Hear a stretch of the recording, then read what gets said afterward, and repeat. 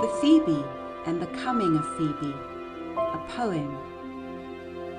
Another April bird whose memory I fondly cherish is the Phoebe bird, the pioneer of the flycatchers. In the inland farming districts, I used to notice him on some bright morning about Easter Day, proclaiming his arrival with much variety of motion and attitude from the peak of the barn or hay-shed.